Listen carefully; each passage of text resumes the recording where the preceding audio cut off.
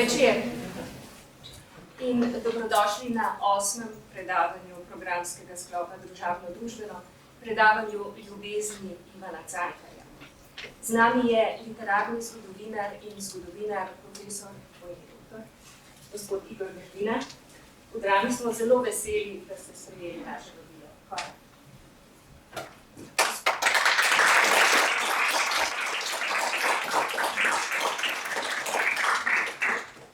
Grdina je nekoč rekel, in prosim, popravite me, če se bom zmotila, mladi se lahko od Cankarja naučijo resnico ljubnosti, da si to, kar si. Kdo je bil Cankar? Kdo je bil Ivan, za prijatelje Janez? Sam se je že leta 1901. v fejtonskem zapisu o stricih in bratanih označil za samotarja po naturi in nagnjenju. V pismu Mileni Rorman iz leta 1913 pa je zapisal: Če kdo na svetu, sem jaz res potreben prijatelju. Ali rekli so mi že v lice, da ne vabim k sebi, temveč da odbijam. To vem sam. Cankar. Zelo osamljen in žalosten človek, bi rekla jaz. Več o njem pa bo povedal naš gost, gospod Grdina.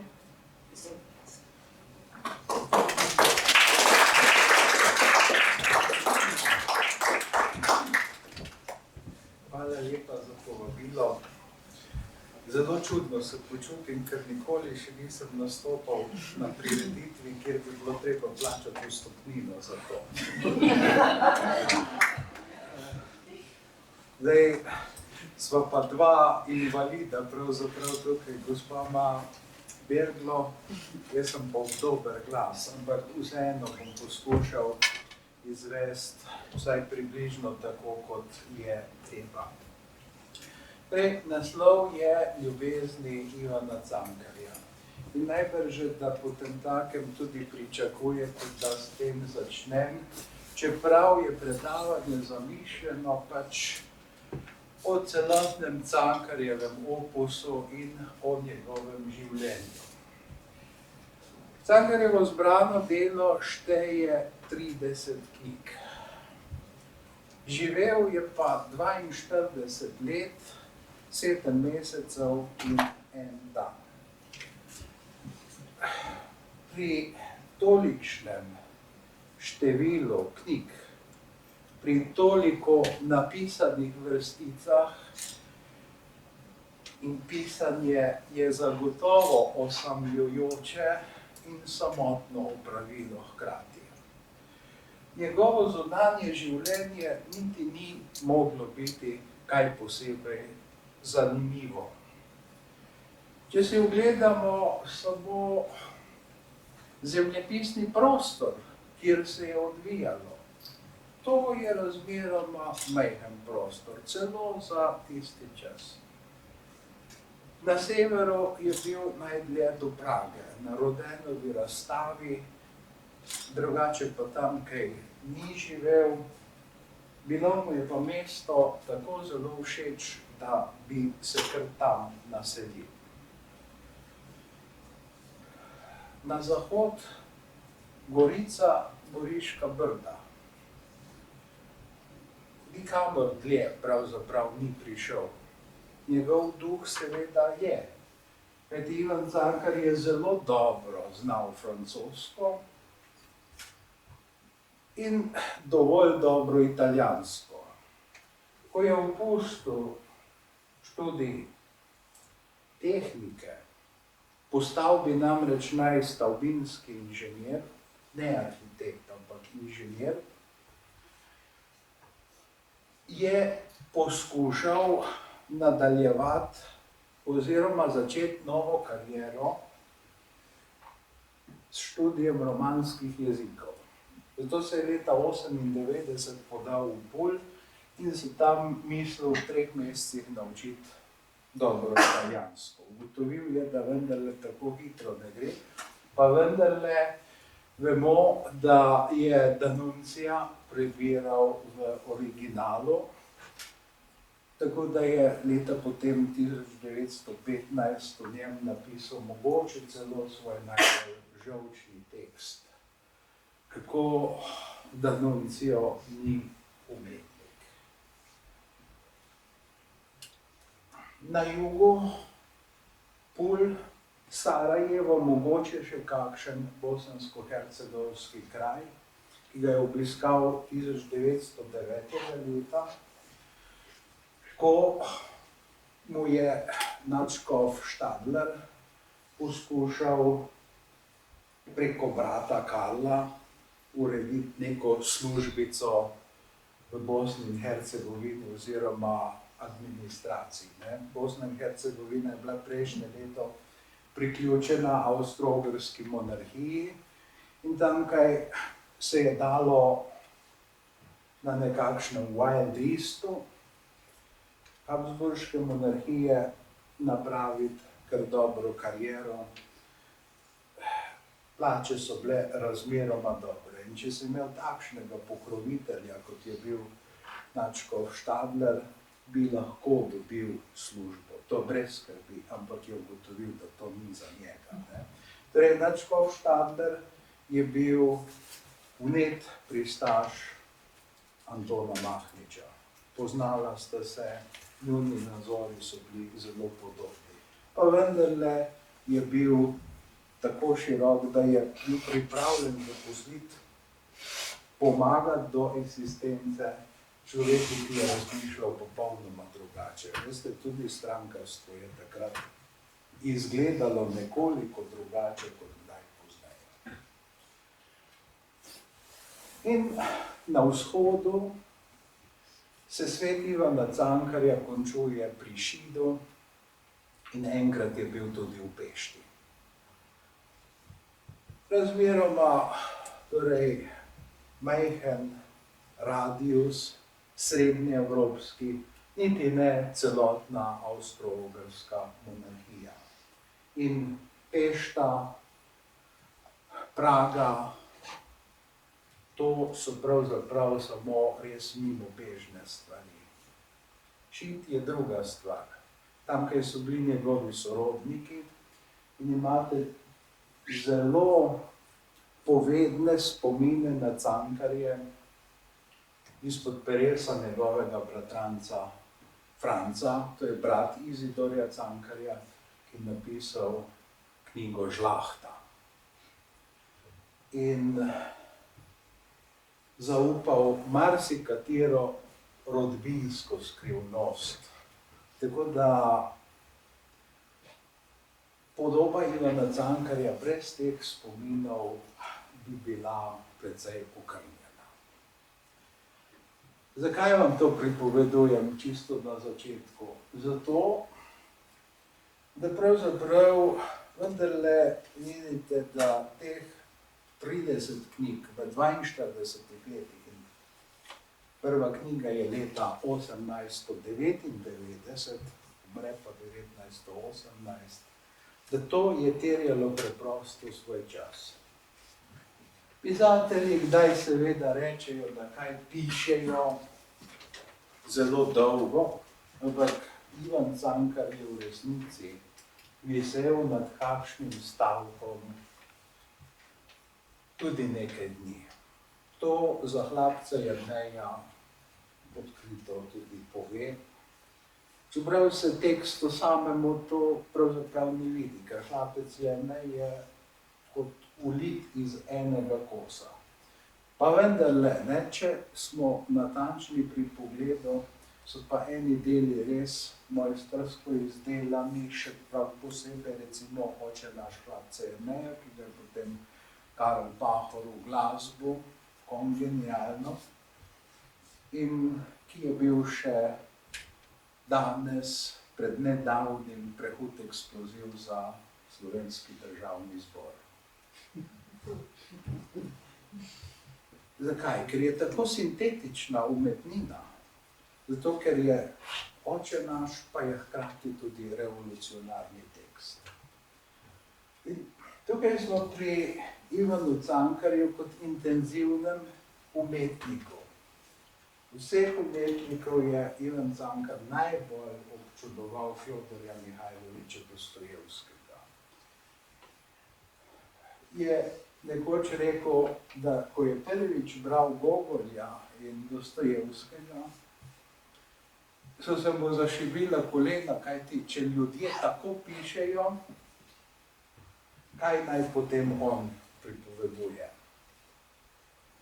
Torej, Ivan Cankar je človek, ki je umetnost jemal zelo, zelo zares in je imel absolutni kriterij. Ne, za nas bo pa že zadosti dobro. In nivo je Dostojevski in kompleksnost likov, kakršne ima Dostojevski. Pa vendarle je Ivan Cankar popolnoma drugačen od njega. Dostojevski ima čas pripovedovati o teh kompleksnih likih v romanih, v obsežnih tekstih. V tekstih, kjer lahko poimenuje in hkrati opisuje. Ivan Cankar je sinonim pravzaprav za črtico. Pa če boste gledali like, ki nastopajo v črticah, zakaj so tako težko doumljivi? Ne zato, ker so orisani mimogrede, ampak zato, ker so tako zelo kompleksni, komplicirani. Od nekega mesarja, ki mogoče tako kot Kamijev junak nekoga umori, tudi takšna črtica je. Ali pa, vsaj v mojem času je bila črtica o peharju suhih hrušk v perilih. Vendar brez zadnjega odstavka. Tistega, kjer je pisalo: in tako me je goljufala še marsikatera ženska, kakor je bilo to prvič, ko ga je sestra napeljala in potem izdala, ampak Bog ji grehe odpusti, vsaki, kakor sem jaz. Na prvi pogled je to zelo pretenciozen sklep. Od neke tako rekoč anekdote. Ampak seveda teksti Ivana Cankarja so kot ruske babuške. Se ena odpre in je potem še ena in potem kdo ve dokot. Če tega teksta ne razumete simbolistično kot pehar peharja suhih hrušk, če ga razumete tako, kot ga seveda lahko osnovnošolec, kjer pač je zgodbeni moment glavni in skoraj da edini, potem vam nekaj zmanjka. Veste, vsi bi razumeli, kaj je hotel povedati, če bi napisal pehar suhih češpelj. Ampak malce je prenovil metaforiko, kajti tu gre o izvirnem grehu. Še svetopisemska struktura je. Moj odnos do žensk je pravzaprav tukaj. In ja, saj so razumeli in so tisti zadnji stavek dali ven iz beril. Ampak nek bralec, ki se sooča res s tekstom, kot neko življenjsko izpovedjo, pa vendarle potem lahko ugotovi, da tisti zadnji stavek ni čisto nič pretenciozni. Pa da tudi sledenje strukturi svetega pisma, torej izvirni greh, tam se začne moja nesreča v odnosih z ženskami. Torej, prvi kratek stik in seveda pri sestri. V takšni miniaturi pravzaprav kaj vse je. In lahko bi šli gledati praktično vsako črtico na takšen način in bi videli dvojno, trojno in Bog ve kolikšno dno še. Zato pravim, da ni pretirano tisto, kar je govoril o Dostojevskem. No, zdaj smo seveda že pri tisti najbolj običajni ljubezni. Tisto, ki je Cankar pravzaprav vse življenje na neki način iskal in jo morda na koncu celo našel.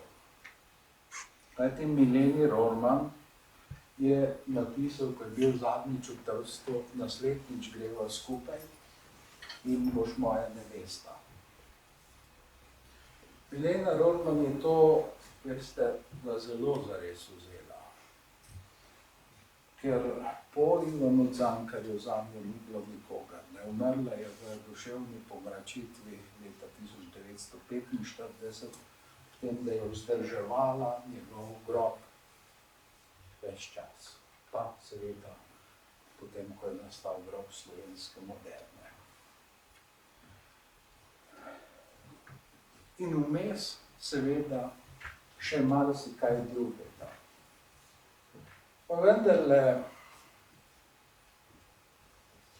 nenavadnost za nenavadnost. Slovenska literarna zgodovina ima zelo rada Anico Lušin.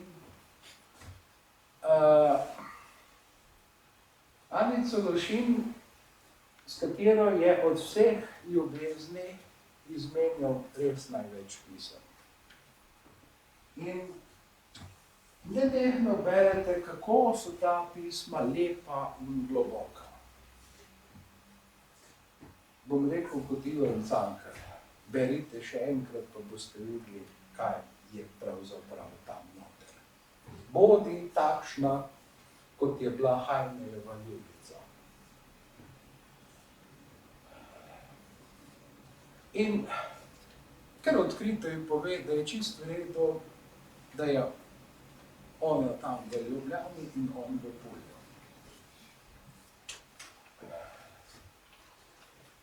In če preberete potem še iz istega časa eno pismo Otonu Župančiču, piše, da je njegova ljubica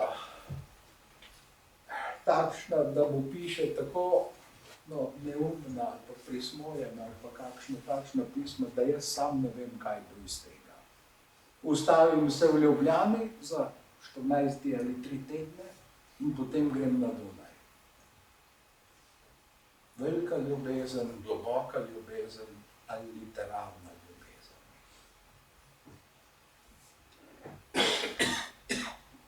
In zakaj? 14 dni potem, ko si prvič pišeta, on v Pulju, ona v Ljubljani, postskriptom pozdravi svojo sestro, Minko. Minko, ki je po svetu 2 knjigi, pa še eno drugo delo.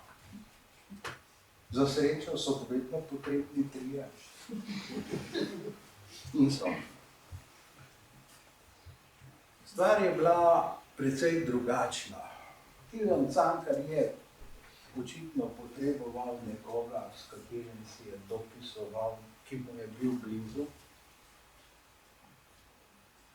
Ampak v notranjem smislu. Ne ob njem, kajti on je pisal.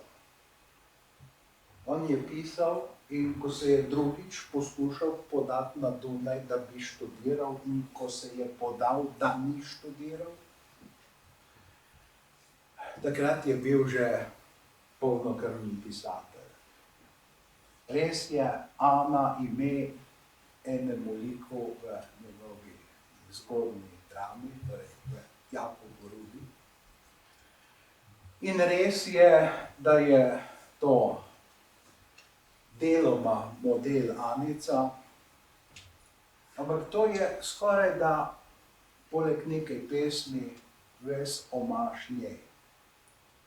Tisti Minki, sestri, je bil drugačen, vsekakor večji, tudi, čeprav je manj pisem, tista ljubezen nekoliko kasnejša, je bila bolj strastna. Ne vemo, kakšno vlogo je tukaj igralo usmiljenje, kajti obe sestri sta bili invalidni.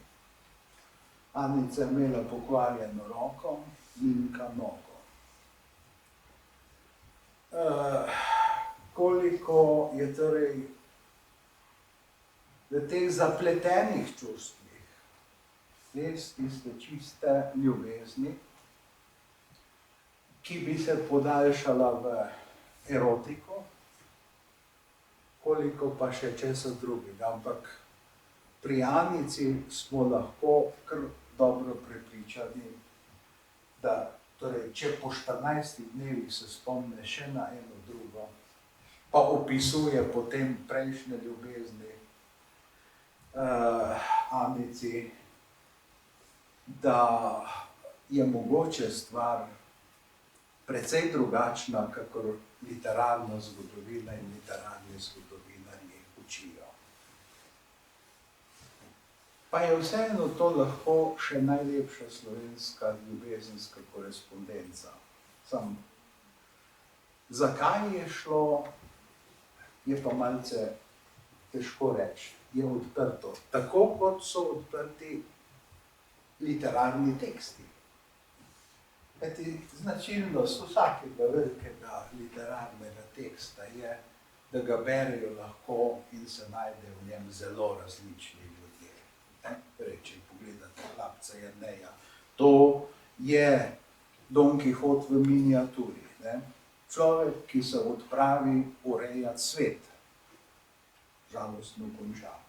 To je tekst, ki je vzporeden Kafkovemu procesu. Nastajata skoraj sočasno, Kafkov proces je malce kasnejši. Ampak vendarle, brezdušna birokracija, kamorkoli se obrneš, ne veš, česa si kriv. Hlapec Jernej ne razume, zakaj za njega ni pravice. In Jozef K. je v ravno podobnem labirintu. In Kafka je svoj tekst zasnoval najprej kot satiro na avstrijsko državo, ker je bila v resnici zelo birokratska, ampak če bi danes imeli tako malo birokracije, bi bili srečni. Ampak, kaj je še Hlapec Jernej? Navsezadnje, kaj je ogenj na koncu? Je revolucija ali je apokalipsa? Sej se tisti svet pravzaprav konča, ampak vendarle, ali je zrastel novi, to nam Ivan Cankar v tekstu ne pove. Ampak možna je interpretacija Ivana Prijatelja, da gre za upesnen komunistični manifest, možna je interpretacija, da gre tudi za dialog s Svetim pismom.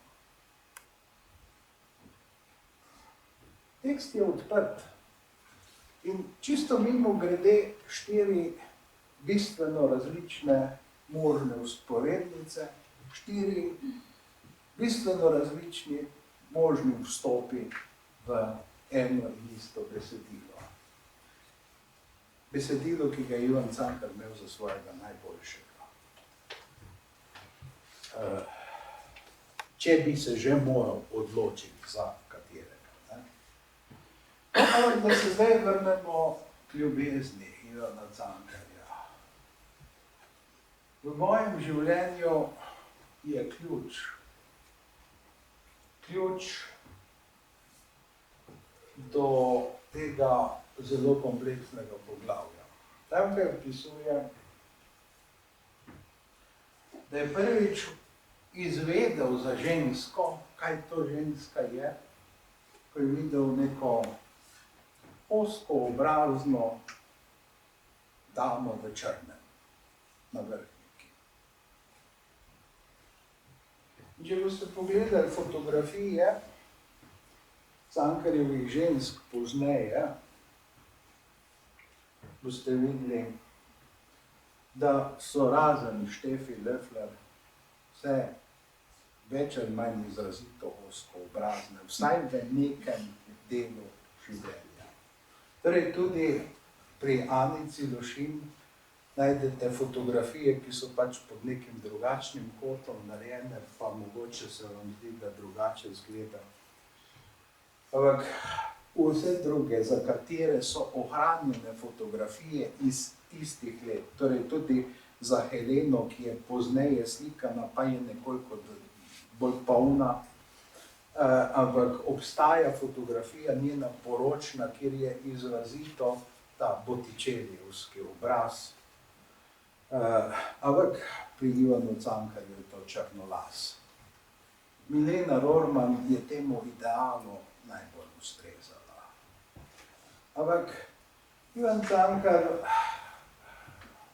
piše tudi v enem pismu, zakaj se vse njegove ljubezni tako hitro končajo.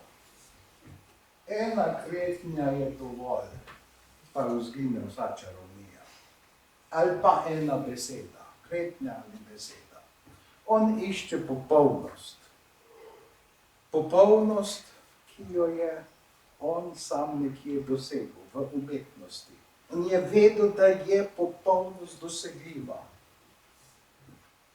In hudo je, če preneseš takšno misel, seveda, iz umetnosti, z ustvarjanja, kjer si vendarle popolnoma samoumissen, željo po popolnosti, takšno iskanje popolnosti, tudi tam, kjer sta zapletena dva. Vsak ima svoje želje, pa potem ena kretnja uniči vse.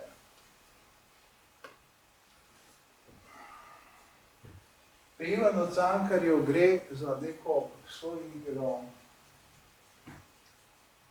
med ljubeznijo in umetnostjo. In najbližje je sreči v ljubezni v zadnjih trenutkih, v zadnjih mesecih življenja, ko praktično ne piše več. Ne bi želel tega interpretirati freudistično.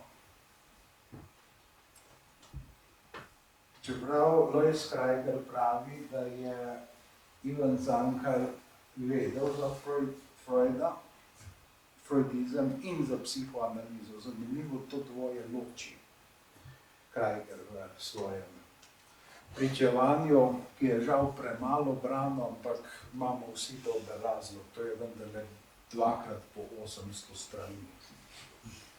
Prilično veliko. In tistega, kar nam je Kraiger edini lahko povedal, je mogoče za 30 strani. Vse drugo je njegova interpretacija Ivana Cankarja, ki je čisto zanimiva, ampak tudi, odkrito rečeno sumljiva. Namreč on je bil njegov zdravnik in zdravnik nikoli ne sme povedati diagnoze, samo pred sodiščem. Saj veste, da je Lois Kraiger povedal, da je pač imel težave Ivan Cankar z enurezo, torej da je močil poslo.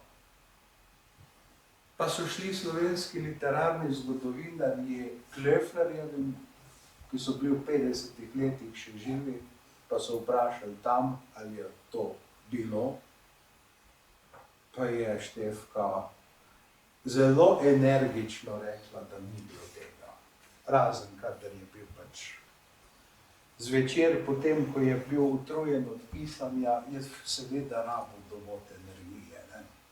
In kralj alkohol to da zelo hitro. Da bi pa imel takšno bolezensko težavo, to so pa zanikali. In zakaj bi se tudi Ivan Cankar, ki je iz tako zelo raznolikih pobud izpeljeval svoje like in njihovo srečo ali nesrečo. Ne? Recimo vzamete Martina Kačurja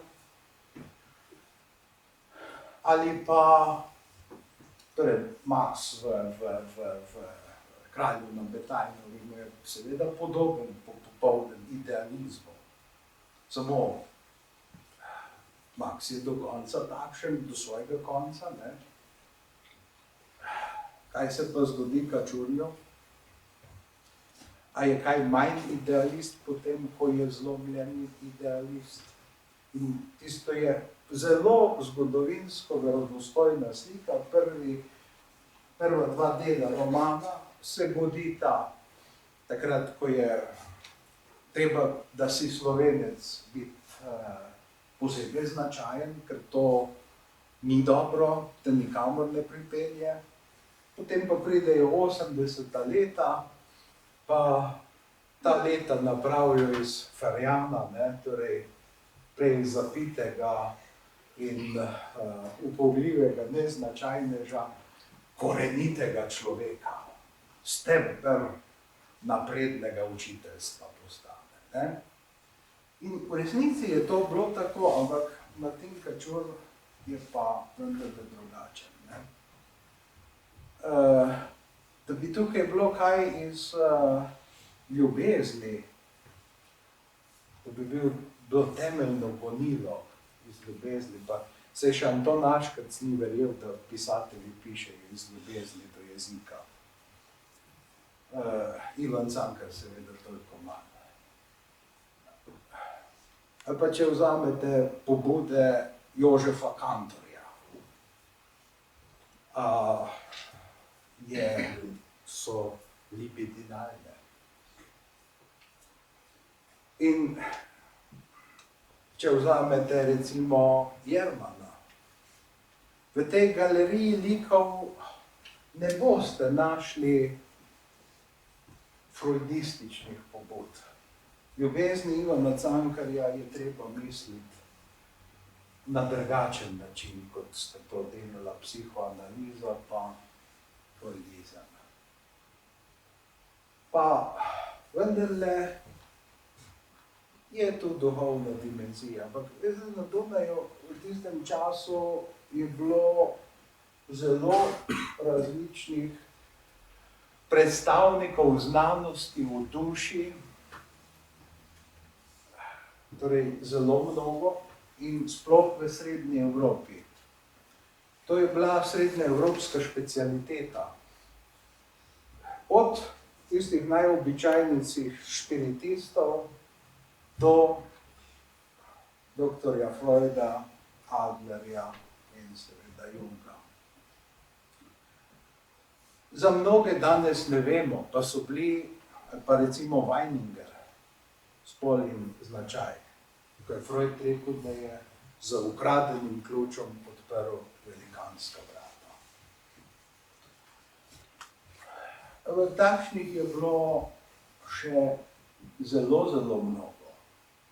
In Ivan Cankar je na Dunaju bil res sredi življenja. Vemo, da je prebiral časopis Karla Krausa, Bakla, ki je pa pravzaprav antimodernističen. Ne? Torej, demolirana literatura je pojem, ki ga uporablja za moderno Karl Kraus. Pa seveda na drugi strani je Bar kot ideolog najprej nove romantike, potem ekspresionizma, ne pa tudi seveda potem avantgardizmov, ki se začnejo z futurizmom. Kajti po videzu je ekspresionizem v resnici podoben, radikalen, res preteklosti, ampak vendarle po tistem kriteriju za modernost, ukinjanje človeka, je pa ekspresionizem popolnoma v drugo smer.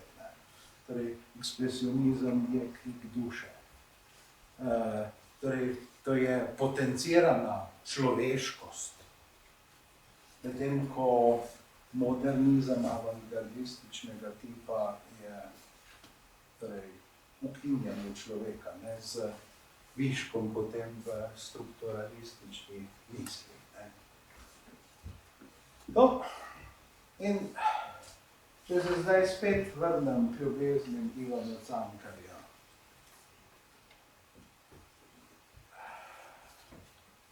Če je ta ključ, ki ga ponujam, mogoč, če ga najdemo v literaturi, najdemo ga, potem nam seveda ta nenehna ponavljanja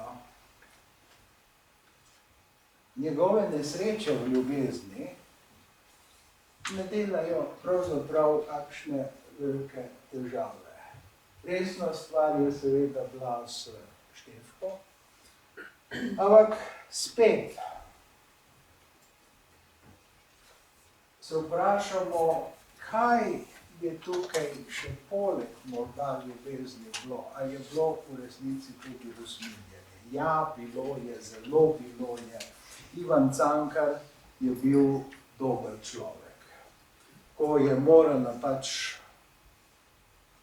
gospodarica, ne, to se pravi Štefina mama, v bolnišnico, da ji bojo amputirali roko, je Ivan Cankar postal skrbnik teh otrok. Pa ne le to, on je poravnal tudi stroške za operacijo, da ni bila potrebna amputacija. Kdo bi danes za stanodajalko, ki mu je bila res da nekaj časa bolj blizu kot samo stanodajalka, ampak vendarle ne v tistem obdobju več napravil nekaj takšnega. Veste, literarna zgodovina je zelo hudobna, ki govori o tem, da je imel Ivan Cankar leta 1909 4000 kron dolga. Nikoli pa ne pripovedujejo o tem, kaj je vse razdal, komu in kako. In dajal je z obema rokama. Vladimir Levstik je nekako 10 let po smrti Ivana Cankarja rekel, ja, bil je komunist, ampak ne komunist jemanja, ampak komunist dajanja. In mogoče je to najbolj posrečena oznaka Ivana Cankarja od vseh sodobniških. In to od človeka, s katerim se nista razumela, s katerim sta se celo stepla. Ampak vendarle, takšni napeti odnosi, vendarle Ivana Cankarja niso odvrnili od potem tudi dobrote do Vladimirja Levstika, kajti seveda Vladimir je bil hrust in je potem, ko je liter šnopsa popil, je zamahnil in Ivan Cankar je bil pod mizo. Ampak to je anekdota. Levstik je to opisal. Ampak potem, ko je bil Levstik interniran med Prvo svetovno vojno kot sovražnik Avstro-Ogrske, potem mu je Ivan Cankar pomagal. Levstik mu piše, pomagaj duša krščanska. Pa ne bi bilo treba tako napisati, ker Vladimir Levstik je bil v tistem času tako zelo liberalen, da ni bil več kristjan, ko se je moral ločiti, je postal musliman, Vahid Halid Levstik. Lois Kreger je tudi postal musliman, zaradi istega razloga.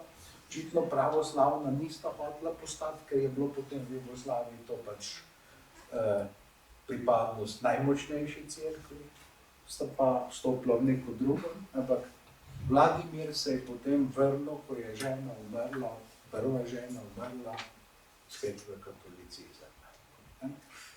Torej,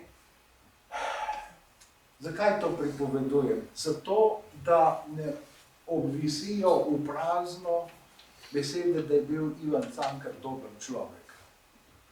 Da to ni idealizacija Ivana Cankarja, ampak da je v resnici bil tak. In ljudje, ki so ga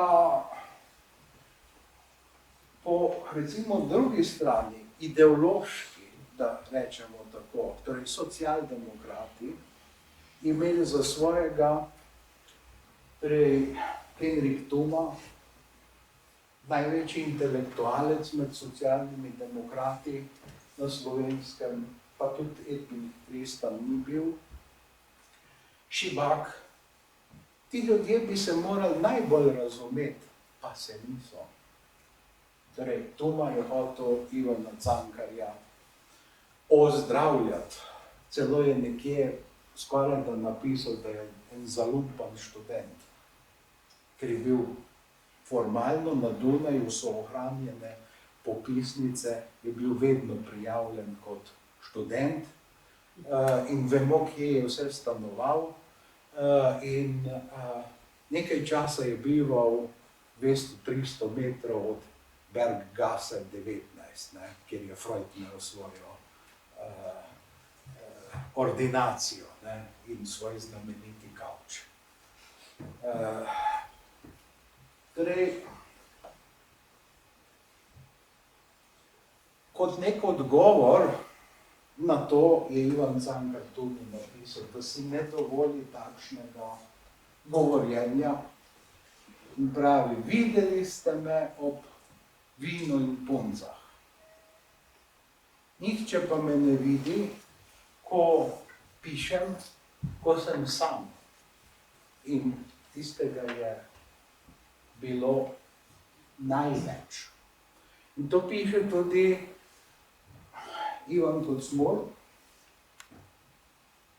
predsednik tistega društva, ki je organiziralo Cankarjevo najznamenitejše predavanje Slovenci in Jugoslovani leta 1913.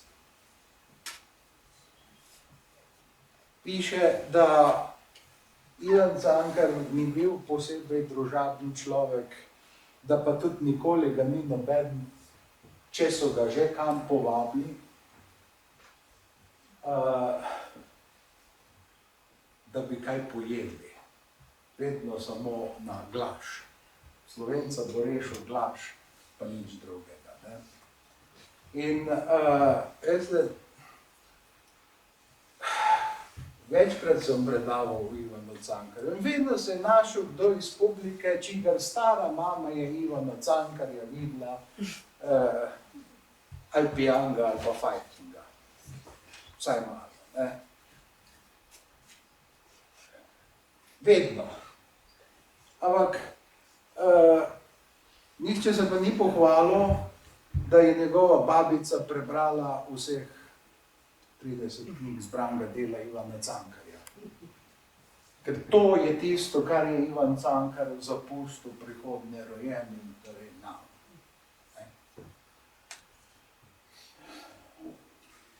In to, kar je pravzaprav zelo ogorčen in jezen napisal v tem pismu Henriku Thomi, zelo, zelo drži. Morda se zdaj pomaknem še nekemu zanimivemu in vnetljivemu poglavju Cankar in krščanstvo.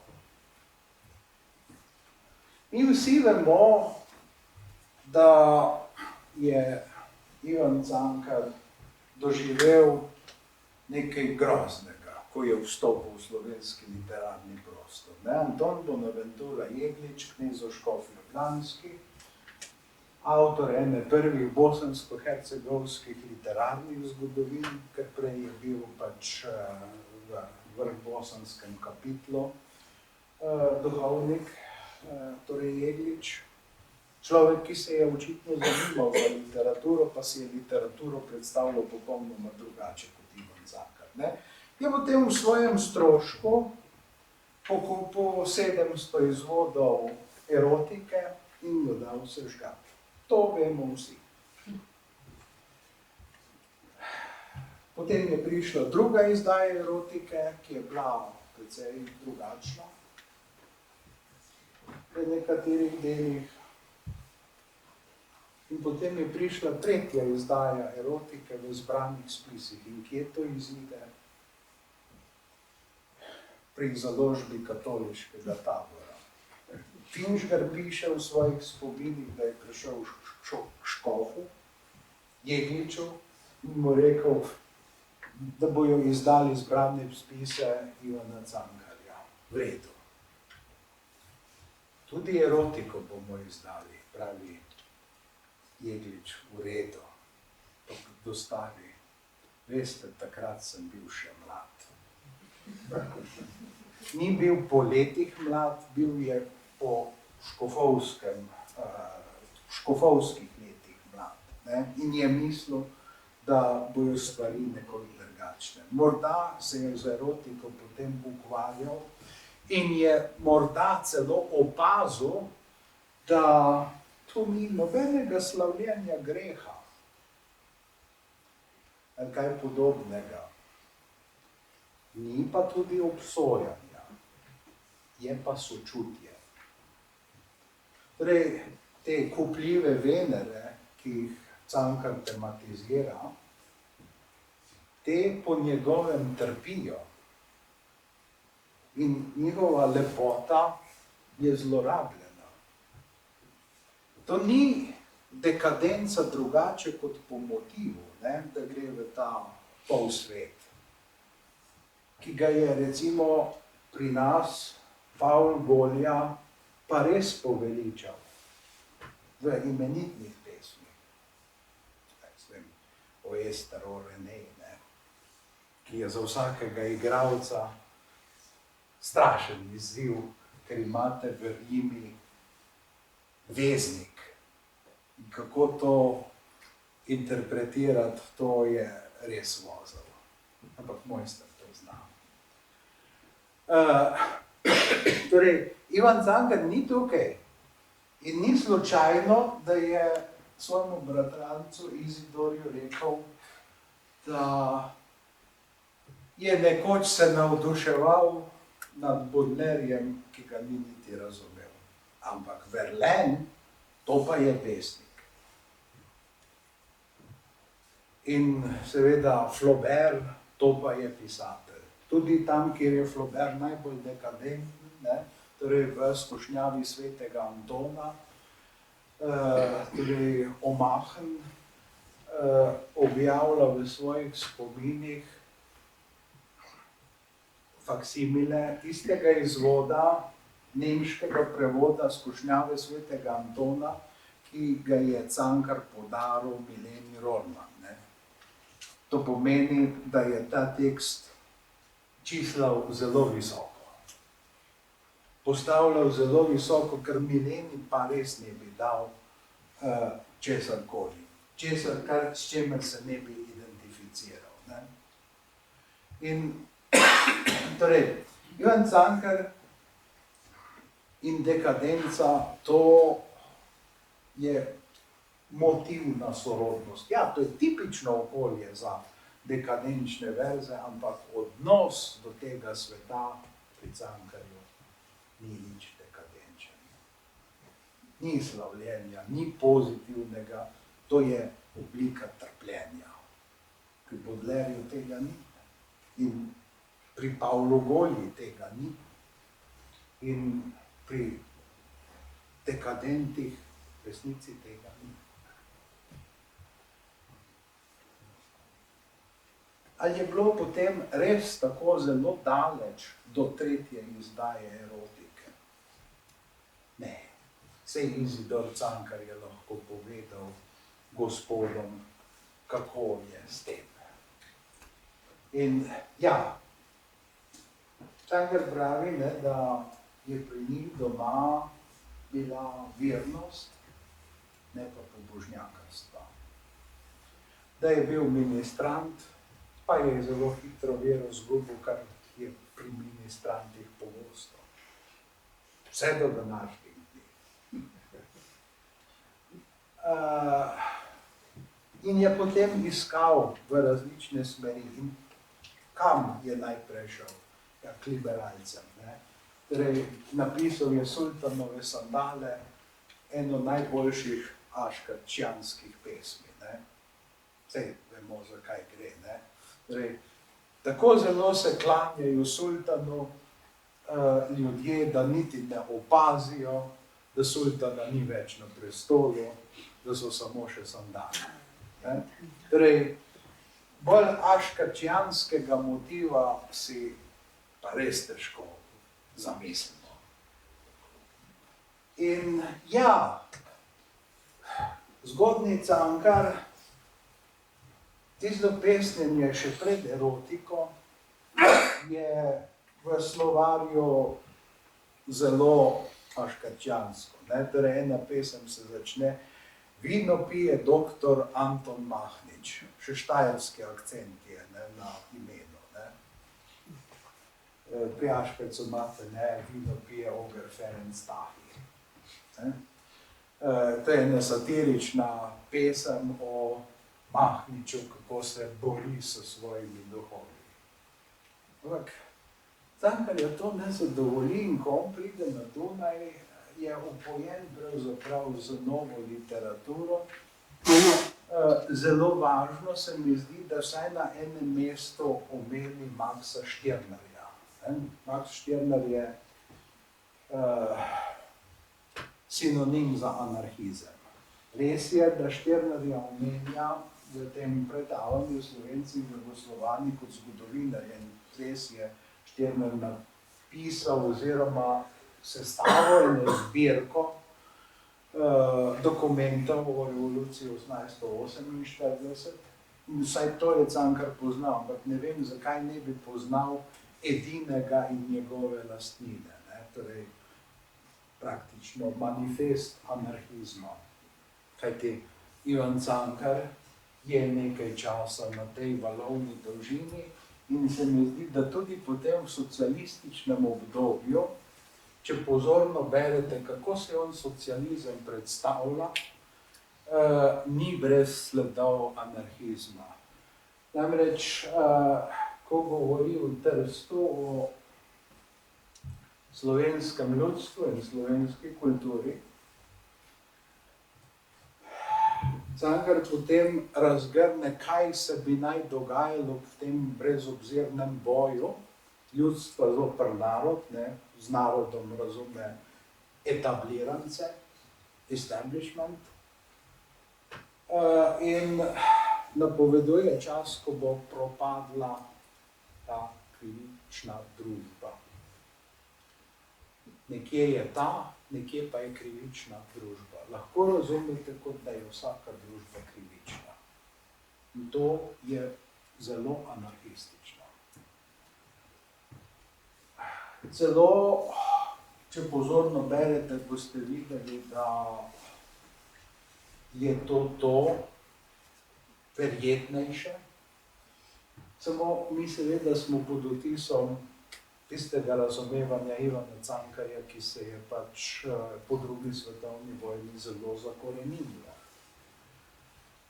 In anarhizem je nekaj zelo, zelo sovražnega bilo temu, ne, kar se je iskalo pri Ivanu Cankarju. Pa vendarle omemba Stirnerja. Na drugi strani, da ne samo torej neka konkretna družba, ampak družba je nekaj zatiralskega in kaj bo potem, ne, torej svoboda.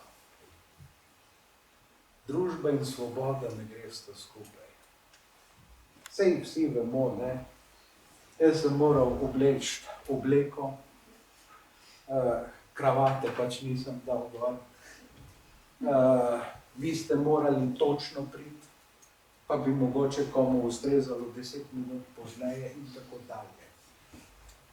Ivan Cankar je vse te stvari videl, da je družba in njene konvencije so utesnjujoče. In Max Nordau je o tem pisal, ne, torej, vsaj Aškerc je Nordava to je drugi šef sionističnega gibanja, poznal. Torej, konvencionalne laži kulturnega življenja. Torej, knjiga, ki je bila silovita uspešnica, nekaj 10 izdaj v enem letu. To se je bralo, torej vsaj na slovenskem, vsaj Aškarc in Pavl Turner sta to zelo dobro poznala. In to je brezobzirna kritika vsega tega, čemur se je takrat reklo Gesellschaft. In Ivan Cankar je bil seveda proti temu. Potem odkrije Nietzscheja. V Kralju na Betajnovi se to gotovo vidi, ne? Ampak Ivan Cankar ne sprejema ničejanizma. Kajti Nietzschejev nadčlovek se naredi sam od sebe. On je tako močan. Kdo napravi Jožefa Kantorja za mogočnega? Saj vemo, da ima težave z vestjo, pa se začnejo pred sodnikom obtoževati, ne, da zdaj so pa prišli po njega in tako dalje. Ne. Ampak zdaj sodnik je tisti imenitni tukaj, ne. Ta pokveka pravi, Kantor, pridemo drugič, nocoj z vami ni mogoče pametno govoriti. Ti mali vladavine oblastneža potrebni naredijo nad človeka. To je drug koncept. Ne? In šele potem lahko Kantor reče, kdor mi ima kaj očitati, pa naj ne trči z mano. Ne? Torej, naj mi ne pride nasproti in naj ne dvigne kozarca. Ne? Spet je ta Cankarjeva dvojnost. Ne? In še bi lahko naštevali, kako recimo Ivan Cankar se od Nietzscheja razlikuje.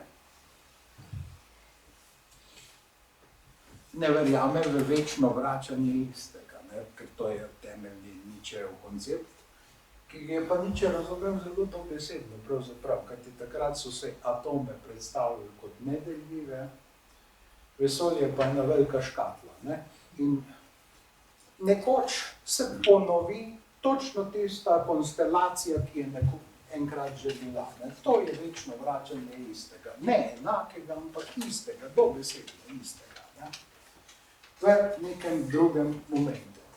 Tega pri Cankarju seveda ni. Ne? Torej, Cankarjeva vizija je, gremo po poti svobode, k svobodi. Ne? In tega je več torej, pri socialdemokratih, če hočete, pri socialistih, ampak socialisti, torej verniki neke družbe, tudi ta bo morala odstopiti svobodi mesto nekoč. In potem seveda krščanstvo. V Sarajevu je šel pač k spovedi in potem opravil to, kar se opravlja v cerkvi. Morda nikoli več potem, razen do smrtne ure, ker je Finžgar uredil vse te stvari. Pa vendarle imate v poznem Cankarju, zlasti v podobah Isan, odtise krščanstva. Samo to ni tisto otroško krščanstvo, to ni vrnitev, to ni ponovitev, to je vnovično odkritje vere, ki je pa zelo osebna. Dokaz, da to ni konfesionalno krščanstvo, katehetično krščanstvo. Bog živi jezo, pravi Izidorju Cankarju v intervjuju za Dom in svet, za Katoliško revijo. Jeza je pa naglavni greh. Pa še bi lahko naštevali momente, kjer se razlikuje dogmatika cerkve od krščanstva Ivana Cankarja. In to je mogoče tako zelo težko razumeti, da v obdobju druge internacionale si lahko bil kristjan in si lahko bil hkrati socialist. In Ivan Cankar je bil to oboje. Ni bil krščanski socialist, ker jih še takrat niti ni bilo, niti ne bi jih pričakovali, ampak on ni hotel tega dvojega zliti. Se to nista ista nivoja. Zakaj kristjan ne bi mogel biti socialist? Zlasti, če je potem tisto, k čemer se teži svoboda. Ne? Mi smo seveda pod vtisom poznejših razlag, da to dvoje ne gre skupaj. Ne? Pa te nesreče krščanskih socialistov, ne, ki so se trudili iz tega napraviti eno, pa se ni dalo zliti pravzaprav. Ne? Ampak Ivan Cankar s tem ni imel težav in tudi tisti ljudje, ki so stali okrog njega, to je socialisti, danes bi rekli desni socialisti, revizionisti, okrog Prepeluha, so to popolnoma razumeli. In Prepeluh, kot bi za Ivana Cankarja pisal v svoji knjigi esejev, ki je prva slovenska knjiga esejev in ko je Ivan Cankar priporočal mladini, da jo berejo, kako je pravzaprav napačno socializem in krščanstvo zoperstavljati. Osebno vero in socializem. Zato ni v nobenem nasprotju. In torej Ivan Cankar je imel en krog ljudi, ki je v njem videl, ne bomo rekli zdaj ravno preroka, ker ti ljudje so stali vsi na lastnih nogah, s katerimi se pa lahko pogovarjal. On tudi v Ljubljani ni bil tako zelo osamljen, kot si morda kdo misli. Čeprav je seveda vse presegal, ampak za dialog o umetnosti je imel ene ljudi, o politiki druge. In torej, marsikdo ga je razumel. In če gledate takratne časnike, to ste presenečeni. Vsi časopisi vseh taborov na Slovenskem poroča, kaj je Ivan Cankar rekel. Ne, recimo v Trstu. Seveda, eni negativno, drugi s pozitivno konotacijo. Kateri so celo zelo zabavni, ne? Ker ko je bil Ivan Cankar zaradi tega predavanja o Slovencih in Jugoslovanih zaprt, potem je socialdemokratski časopis, ko je prišel iz zapora, zapisal, videti mu ni, da se je poboljšal. Ne? Torej, ker naloga zapora v tistem času je, da se človek poboljša. Ne? In on je bil en teden na nekem poboljšanju, pa ni bilo videti, da bi se poboljšal. Ne? Torej, poznati mu ni, da se bi poboljšal. Ne? Skratka, sledili so mu pa, in če pomislite na to, da je on bil aktiven politik samo 1907. leta, ne, na teh državnozborskih volitvah, prvih po splošni in enaki volilni pravici za moške, ne, torej to je bil velikanski novum v Srednji Evropi, tega celo v zelo tehnično napredni Nemčiji, ki so jo takrat vsi občudovali zaradi skokovitega napredka, ni bilo takšnih volitev in Cankar se jih je seveda udeležil. In na pol tudi kdaj tudi za šalo vodil volilni boj. Recimo v Litiji je napovedal shod, mislim, za 9. in v nedeljo, ne?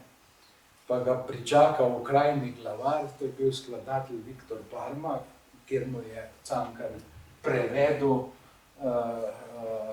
en libreto. Pa mu pravi, gospod Cankar, kakšno oslarijo ste napravili, veste, da so zdaj vsi v cerkvi. Pa je Cankar je dal pisavo in Cankar je ob 10. uri. Okrajni glavar se je stran obrnil in to je bilo to. In potem je Cankar zboroval tam. Ne? Skratka, vidite, da so se ljudje različnih taborov kar razumeli in Cankar je takrat bil zelo razočaran nad protikandidatom. Torej, Fran Povše nekaj časa je veljal celo za kandidata za Ackerbau ministerium, torej to je poljedelsko, danes bi rekli kmetijsko ministrstvo, ne? In pravi, a sem jaz zaslužil, da proti meni kandidiram Povše? A sem jaz to zaslužil? Ne? To je nekaj najstrašnejšega, se mu zdelo. Ne? Skratka, in njegov rezultat je bil precej slab. Ne? Torej, poznejši kandidati, liberalni kandidati, ki so bili praktično neznani, širše neznani, so dosegli enak rezultat. Ne? Torej, stranka je bila zelo široka, torej socialdemokratska stranka, ne? Je pa dobil v Zagorju pa v Izlakah. Ne? Torej, to sta dve občini, kjer je Ivan Cankar zmagal. Ne? Na volitvah samo volilni okraj je bil pa tako skreiran, da je odgovarjal Slovenski ljudski stranki, ki so je takrat rekli SLS, da pomeni stranka ljudskih sleparjev.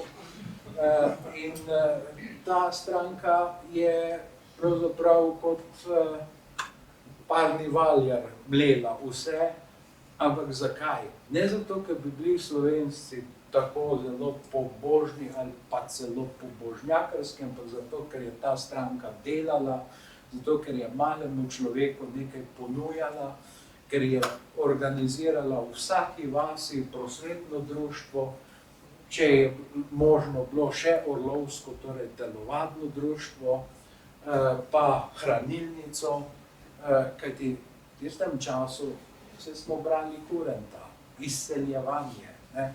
Torej je problem. In ta stranka se je s tem soočila. Ne?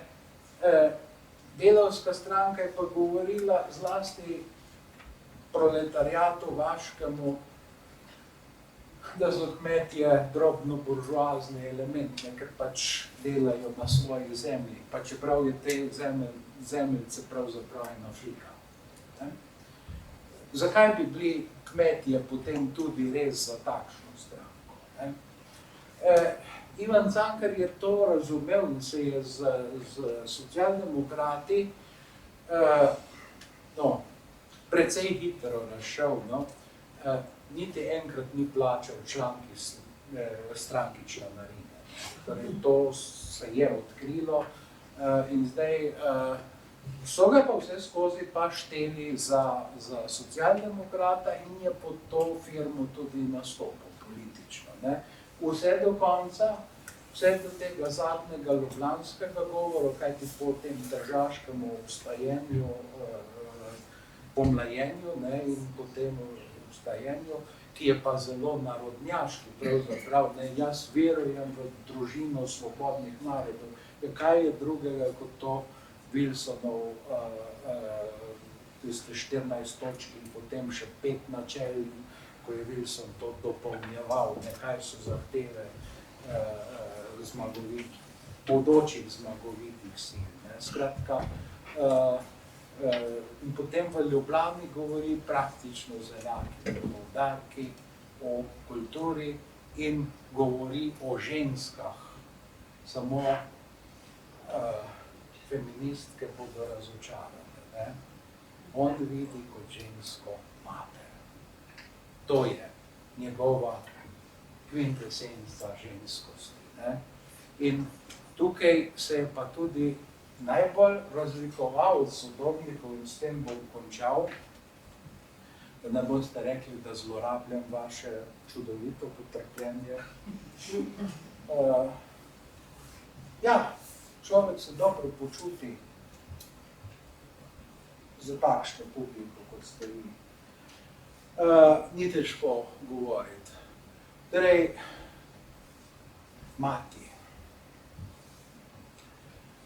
Veliko ironije je od Cankarjevi materi izrečenju na Slovenskem. Ne? pa velikokrat ironizirano, pa vendarle, da se je toliko ukvarjal z literaturo, z materijo v literaturi, je lahko tudi neka vrsta reakcije in iskanje svoje poti. To je čas seveda nove romantike, ki je antifeministična. Potem sledi futurizem, ki je ravno tako antifeminističen. Takrat vse velja moški duh in ne vem kaj še vse. Ne? Samo ženska ne. Cankarjeva mati je nadčloveško močan lik, ampak je ženska. Torej, en sam sodobnik se je našel, ki je tudi moč človeškega postavljal v žensko, ampak v enem delu, to je bil Signor D'Annunzio. Ampak potem, ko je Cankar že spomenik materi postavil v romanu Na klancu in ko je že napisal o materi mnoge črtice. In seveda, z D'Annunzia so se takrat delali norce, ne, da ima zdaj tu nadčloveka v kitli. Ker to je bilo res nezamisljivo in tu je bil D'Annunzio tudi revolucionar, ampak Ivan Cankar je bil pred njim revolucionar, torej, ker Cankarjeva mati prenese dobesedno vse. Zdaj, a je ta lik izmišljen, ali je to samo neka literarna tvorba, zato ker so vsi drugi moč, ki gre čez vse človeško, ki zmore vse, postavljali v moško. Ivan Cankar pa je hotel biti drugačen in je bil drugačen in je to v ženski. A je bila Cankarjeva mati, torej, pred nedavnim smo prebirali, da je bila pošast. Oziroma skoraj pošast. Ne pošast, skoraj pošast. Ne? Kaj to pomeni skoraj? Ne? Ampak poglejte, mati Ivana Cankar je dvakrat posegla odločilno v njegovo življenje in sicer takrat, ko ga je oče poskušal dati za hlapca, kot je dal starejšega brata Francla, ki je potem iz sebe tudi naredil nekaj velikega, pravzaprav postal je krojač, moral bi biti pa hlapec in za njega je bil to velikanski uspeh in je bil tudi en nenavaden krojač, torej vagabund, od mojstra do mojstra je hodil in radi so ga imeli, ker je bil dober krojač. Ne? Torej Franc Cankar ga opisuje v Žlahti. Ne? Z neko veliko simpatijo in se vidi tudi naravna bistrina tega človeka, ne, ki je začel kot hlapec, iz šole je šel, da je postal hlapec. In Ivana Cankarja bi čakala enaka usoda. Mati je to preprečila. In drugič, Cankar je v zgodnjih ljubljanskih letih enkrat ušel iz šole. Ker mu je bilo pač kot otroku pretežko. Predstavljajte si, otroci so takrat šli v gimnazijo, ne, ki se je začela 4 leta prej. Zakaj so potem zreli ljudje ob maturi? Ne? Vsi so bili večinoma 8 let že od doma in so se morali sami gospodariti. Ne? Ivan Cankar je bil senzibilen človek in ko je bilo hudo in je pribežal domov. Mama ga je odpeljala nazaj in mora šolo končati. Katero šolo? Realko. In če pomislite na to, kaj je napisal Cankar o mojem življenju, o čemer nimamo nobenega razloga dvomiti, da je točno, da ker je bil porod težek, da se je mati zaobljubila, da bo šla na svete višarje, pa jih nikoli ni videla, in da bo otrok postal duhovnik. Pa se z realke pride v lemena.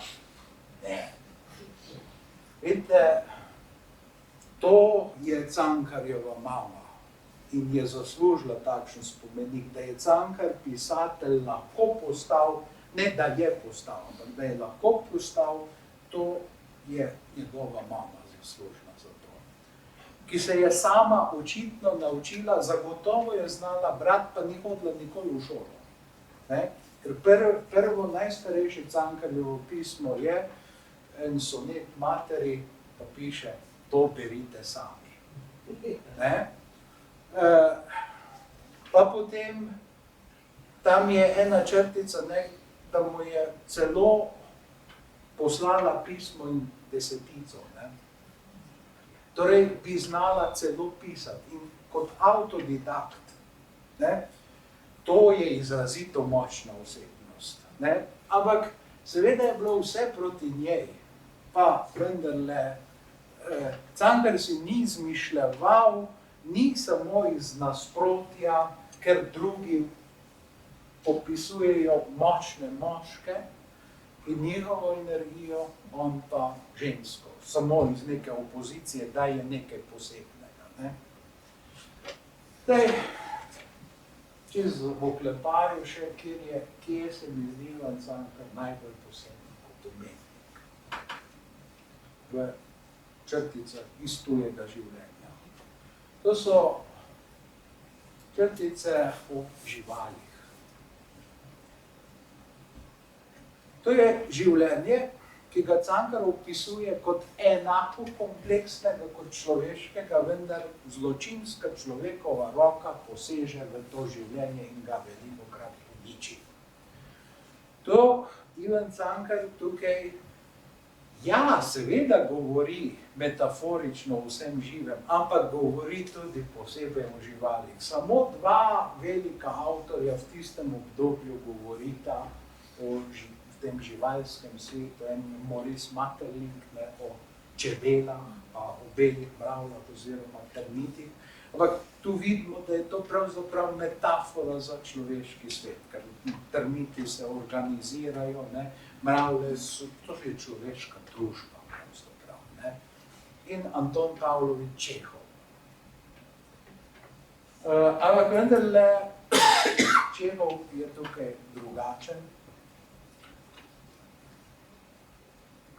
Tam, ko en pes recimo požre mačje mladiče, to je zelo okrutna zgodba, ampak to je opisano, kako človek vidi to živalsko življenje, docela nesentimentalno, da se Čehov je izrazito nesentimentalni avtor in edini, ne, ki je registriral v besedi svojo smrt, ne, ker ko je umiral, je rekel, ich sterbe.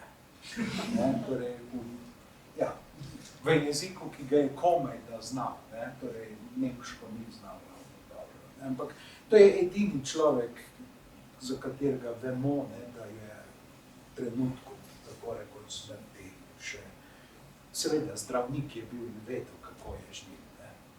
Ne. In takšna je tudi njegova literatura o živalih, ne, ki je, seveda je res nekaj zelo posebnega, ampak Ivan Cankar je pa tukaj seveda drugačen. In če iščete Cankarja, kakršnega ne poznate, pa vas zanima, je to mogoče začeti, ker tukaj je pa res najbolj poseben. Ne? Če za konec vam povem, Ivan Cankar ni moj najljubši pisatelj. Je pa pisatelj, ki vedno za vsako besedo da misliti in ne samo misliti, čutiti, vedno si v dialogu z njim. In zato je v našem času še toliko bolj dragocen. Največ škode mu je pa žal šola napravila s svojimi poenostavitvami. Ker v šoli morajo reči, kaj je pisatelj misli. Ampak, če je toliko te babuška in Bog ve, kje se konča, ne domišljam si, da sem odkril vse. Gotovo imam slepe pege. Ne?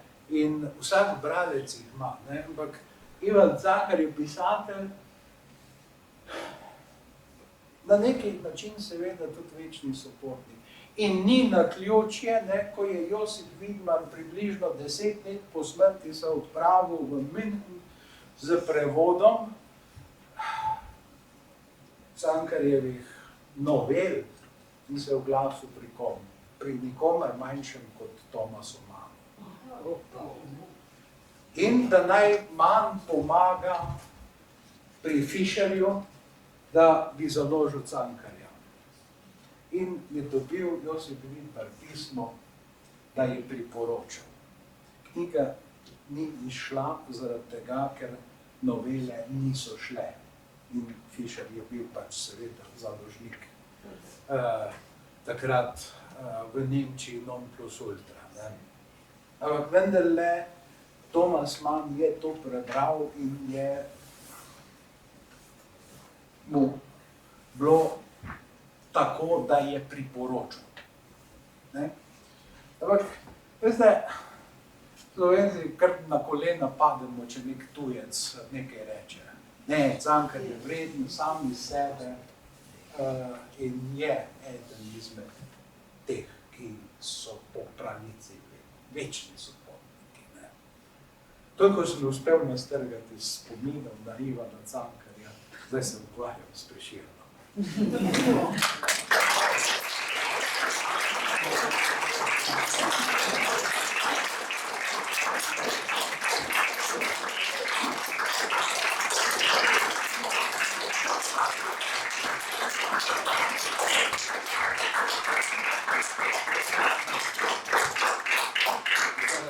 Igralcev se jaz ne znam pokloniti. Če bomo mi, jaz ste hotel odpreti čas in prostor za vprašanja, komentarje. Če bom znal, bom odgovoril, če pa ne bom vedel, bom odpovedal. Prosim. Jaz bi se vprašala, kdo je pisal o Cankarjevi materi, da je bila pošast in kdo je bil ta podnostelj? To je bil nekaj kratki objavljeno. Štefančič. A Štefančič? Hvala, gospa. Jaz bi rekel, da nekdo je bil. Še kakšno vprašanje, komentarje? Ampak, prosim lepo, gospa, skoraj pošast, ne? Razumete, ne? Ja, skoraj, ne? Zdaj, dokot je to skoraj, to jaz sem tule tudi skoraj do stene, ne? Pa sem tule tudi skoraj do stene, pa sem tam tudi skoraj do tiste. Vse je blizu, vse je vidim, ne? Mislim, pač. In seveda, ne, narava naše dobe je pač takšna, da se takšne izjave potencirajo kar naprej in v rumenjakih objavljajo. Pač tako je. Ne. Ivan Cankar je veliko napisal, pač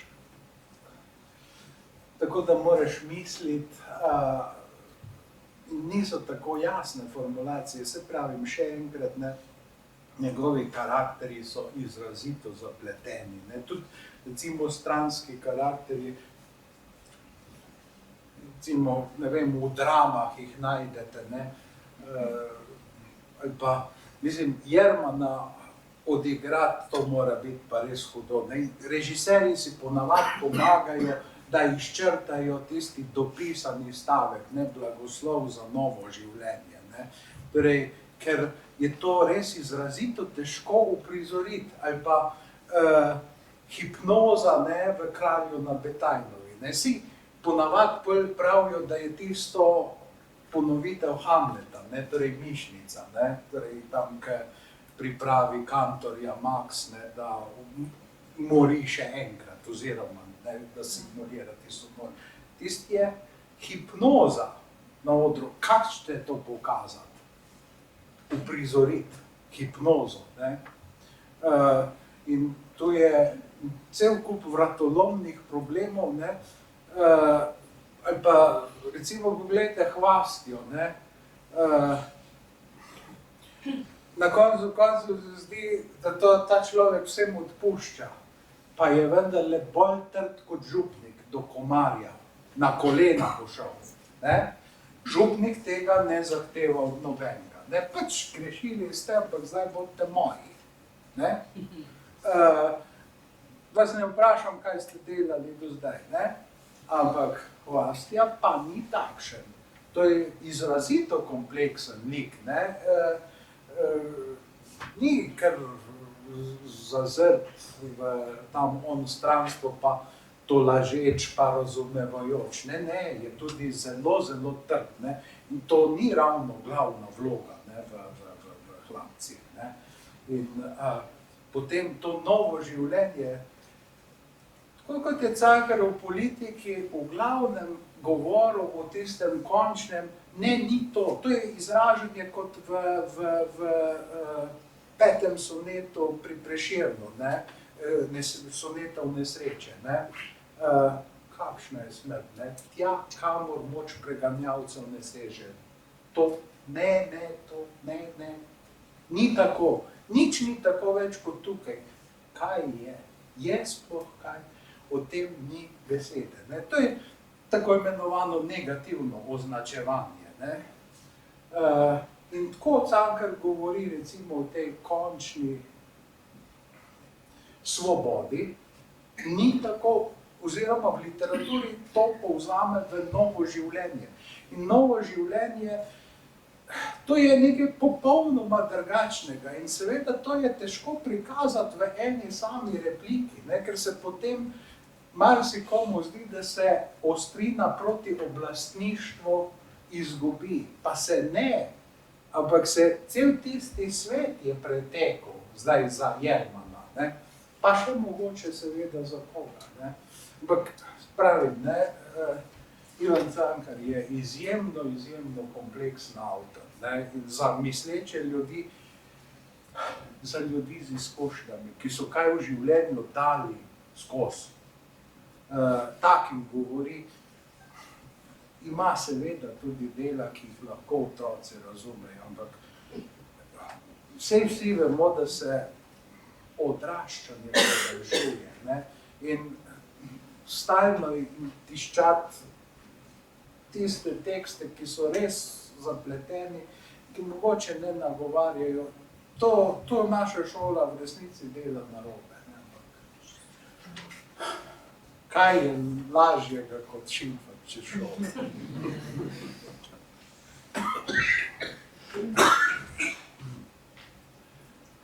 Še kdo? Ja, me zanima, kako so resnice oziroma laži o njegovi smrti. Gospa, včeraj sem dobil identično vprašanje.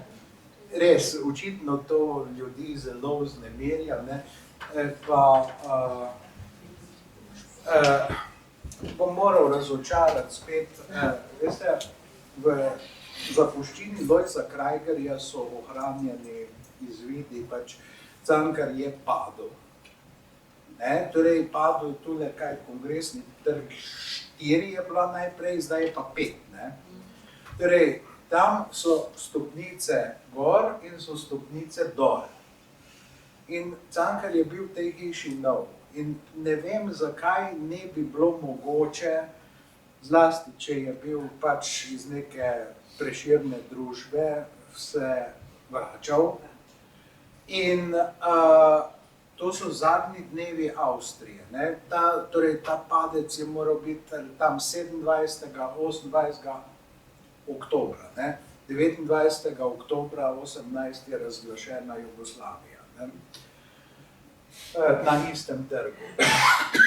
Takrat je Ivan Cankar že pri Mileni in potem začenja dobivati božjasne napade. Jaz sem se posvetoval z zdravniki, ne, torej z Zvonko Zupanič Slavec, ne, ki se ukvarja z zgodovino medicine, in je rekla, da tudi kar zadeva terapijo, tako se dela, če imaš takšna sredstva še danes, ne, mislim, nič ni bilo narobe narejeno, torej zelo je padel, ne, torej namreč ne, on je hotel gor stopiti, ne, je pa tja, ker so stopnice šle dol, ne, in poskusite to v temi, ne, osvetljave takrat ni, ker prva svetovna vojna je grozna stiska na koncu. Ne. Torej, avstrijski vojak povprečno ob pijavi ima 50 kg. 50 kg ima tudi njegov nahrbtnik. Ne. To so vojaki, ki so bolje hranjeni kot civilisti. To je groza, ne, prva svetovna vojna. Zdaj Ivan Cankar na ta način pade po nekih precej torej stopnicah, ki so globoke, se udari v letilnik, ne, in to potem seveda zateče, začenjajo biti božjastni napadi, to je čisto običajno, pravijo zdravniki. Naprav ga odvedejo v bolnico oziroma prepeljejo v bolnico, operacija, torej čez uho ali pa nekje tam tisto tekočino, ki se začenja nabirati, spravijo ven. In to medicina napravi. In to je medicina napravila. Ivan Cankar je odpuščen iz bolnice, spet je pri Mileni, ampak njegov organizem je strahotno izčrpan, takrat je pa španska gripa. Ni rešitve. Ne, ker španska gripa je pa bila res huda reč in spet je v bolnici in treba je poslati po Finžgarja. Torej 11. decembra. Zanimiv dan, pravzaprav, ker takrat je na evropska tla tisti dan v Brestu stopil Thomas Woodrow Wilson, arhitekt novega sveta, Ivan Cankar, ki je pa govoril o novem življenju, se pa davno tistega poslovno zmerom. Sej vem, kaj je, ne, torej, češ, da so ga porinali, ne, in da so bili, no, bomo rekli, pripadniki drugega naroda, ne, da so, ampak glejte, pripadniki tistega drugega naroda se niso mogli takrat po Ljubljani sprehajati niti slučajno, ne, zaradi tega, ker sta bili Avstro-Ogrska in Srbija takrat še v vojni. Nemogoče, ne. In medicinska dokumentacija ne govori o ničemer takem. Zgleda, da je smrt Ivana Cankarja dejansko bila takšna, kot smo slišali do sedaj. Torej, zadnje politično dejanje Ivana Cankarja je podpis avtonomistične izjave, torej Lojza Krajgerja je pooblastil, da njega podpišem tudi pod to izjavo, nečeš Slovenci moramo vztrajati pri svojem jeziku. Logično, odprej, ker je ilirizem je on zelo obsojal. In torej, zanimivo je pa nekaj, ne, da se Lojz Krajger je dejansko nehal zanimati za njega. Ne, torej on potem, ko je drugič Ivan Cankar v bolnici, ni kakve posebne Krajgerjeve skrbi, ne, takrat pravzaprav prihaja Finžgar k njemu, ne, torej, kaj to pomeni pravzaprav, ne, da je verjetno Krajger mislil, da je pač ozdravljen, ker operacija je uspela, ne, torej, kar je medicina znala napraviti, je napravila, ne, ker tam je Krajger recimo v zelo veliki zadregi, ne. Veste, pri Krajgerju je, ki je pozno pisal, je malo nekonsistenten, ne. Najprej pravi, kakšne težave je imel z ženskami, zaradi močenja postelje, pa nenadoma pa zelo odkrito namigne, da je imel hčerko. Ne, torej 1915, ne, z gospodarico na Rožniku, to drugo gospodarico, ne, mož je bil pa v Gradcu pri vojakih, ne. Ampak to se precejkrat ponavlja, smo bili tudi lani obveščani, da bomo sorodstvo videli Ivana Cankarja, ampak nič od tega se ni zgodilo. In Lojz Krajger je moral tik pred smrtjo, mogoče celo 2 meseca ali mesec dni pred smrtjo svojo te izjavo dejansko preklicati. tisti prizadeti lastniki prejšnji Rožnika so se zadovoljili z neko pisno izjavo, da je šel predaleč, kar je razumljivo, da ni bila javna, ker sin Lojza Krajgerja je bil Boris Krajger, ne, oziroma BK, ne, ker Krajgerji, zdaj vsi Krajgerji so v sorodu, vsi, vse povsod po svetu tudi, ne. No, in on je bil notranji minister in je bilo precej nevarno, ne, da če bi zdaj zahtevalo javno, ne, torej to, ne, čeprav se oče in sin nista ravno najbolj razumeli, ampak kadar so nastopali proti tretjim osebam, bi pa lahko. No, ampak obstaja ta izjava Krajgerjeva, da je šel tu predaleč, ne, je pa tudi nelogično, da najprej govoriš o tem, da je imel težave z ženskami, ker je moč v poslu, zdaj 1915 pa nenadoma ne bi imel. Torej, Ivan Cankar je v resnici ni bil bolan od pasu navzdol. No, ker Štefi Löffler je imela splav. Ja. Nekje so rekli, da je bil spontan. Ampak, če berete zelo natančno, tisto, kar je Willy Löffler napisal, pravi, je samo časovno opredeljeno, da po nekem prepiru je, ali pa neki taki hudi sceni je splavila Štefka. Nikjer ne piše, da je bilo spontano, ampak je samo časovno in logika vam bi rekla, da je bil zaradi prepira, ampak on ni rekel tega. Zakaj ni rekel tega? Ker je bil splav v Avstriji kazniv. Mogoče je tudi, da je bilo drugače, ampak prosim lepo, to je mogoče, ne, ni res, ne morem trditi, da je, ampak lahko pa upozorim, da Willy Löffler, ki je za Löfflerjeve pisal, je tako samo časovno rekel, da je to bilo po nekem hudem razburjenju, ne pa, da je bilo to razburjenje razlog za splav. Torej, Löffler je sploh zanimiv, ko pravi, da Ivan Cankar je bil okrog 170 cm visok. To ni bil tako zelo majhen človek, ne, kot nam ga ponavadi prikazujejo, ampak res pa je, da se velikokrat, torej, kjer je ob kakem človeku drugem, je tisti izrazito velik, in pol Ivan izgleda majhen, ne, ampak ni bil tako zelo majhen, ne, kot Napoleon tudi ni bil tako zelo majhen, ne, bil poprečne rasti za tisti čas.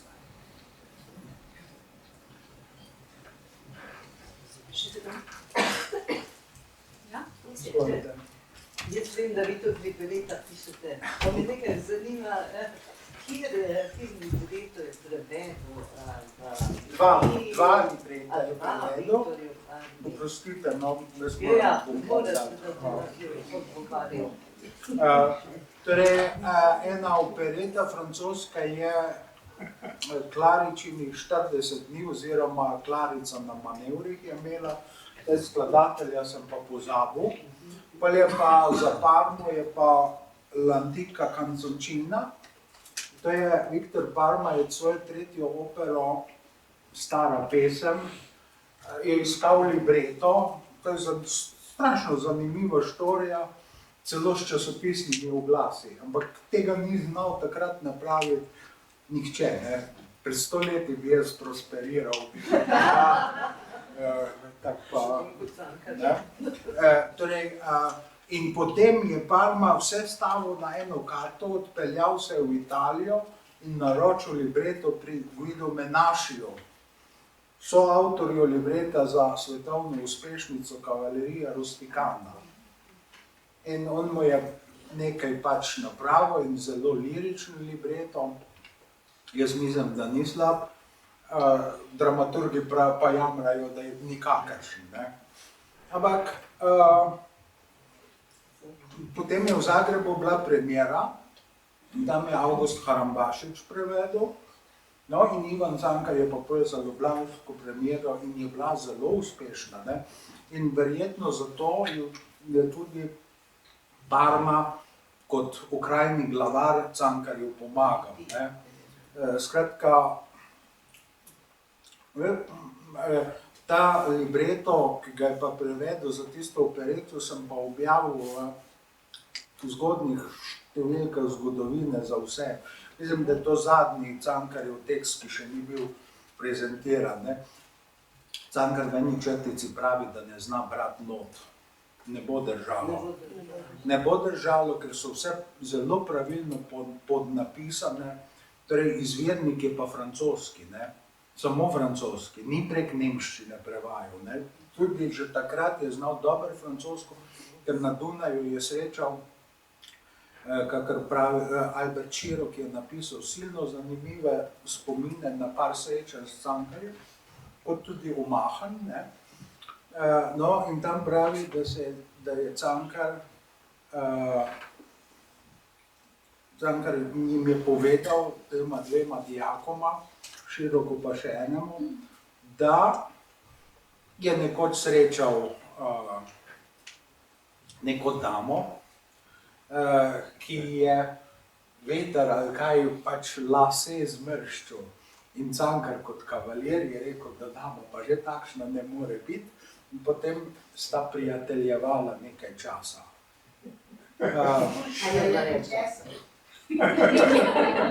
Pomagal ji je, no, za božjo voljo frizuro urediti, ne, vse to tam piše.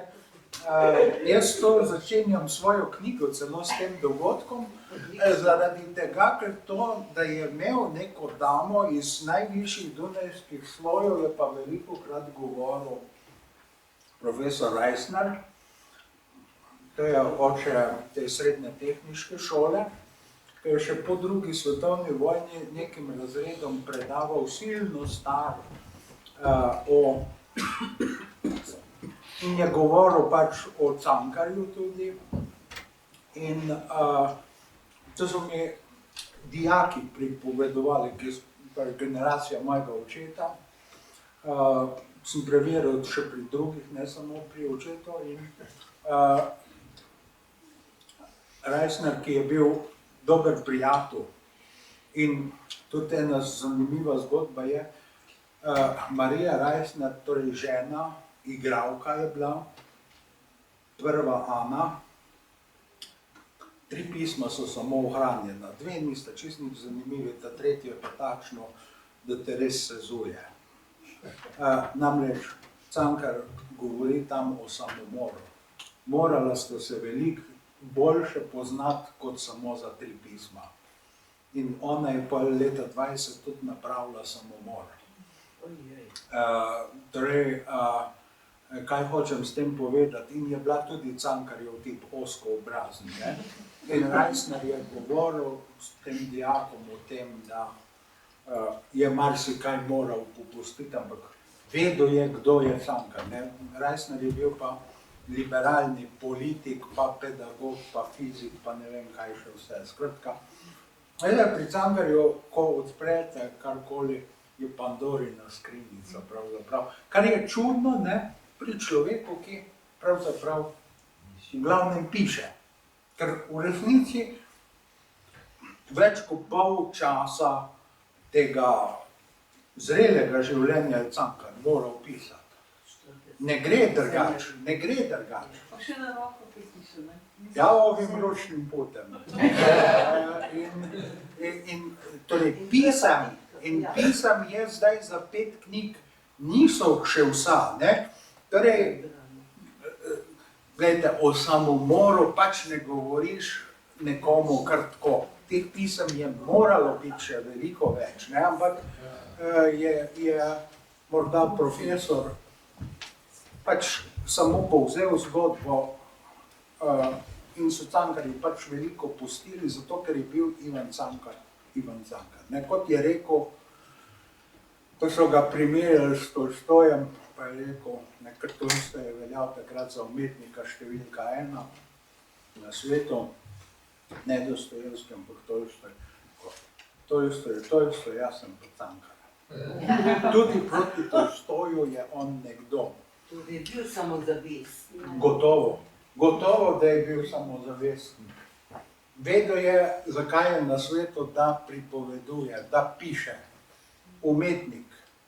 In Ivan Prijatelj je potem napisal te znameniti esej Domovina, glej, umetnik. Mogoče malo čuden naslov, ampak to je ecce homo, ecce.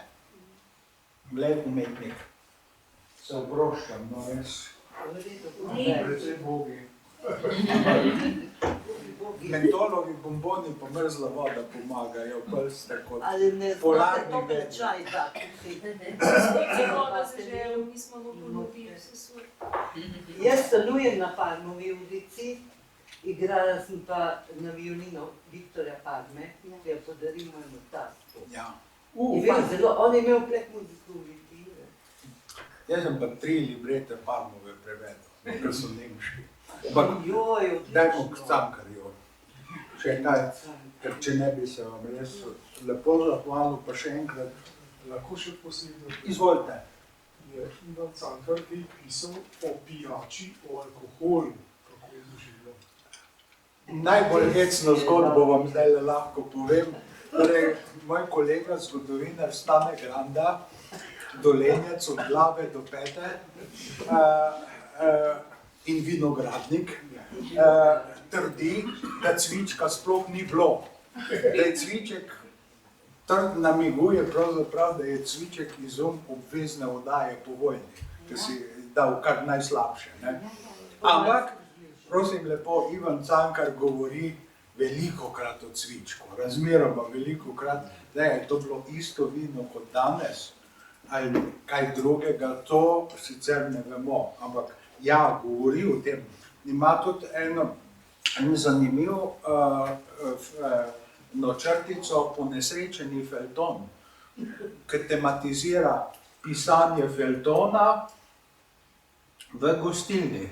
In potem se zamešajo ta zgodba, pa vzkliki 2 čaja sem, 3 rume tja in tako naprej. Mislim,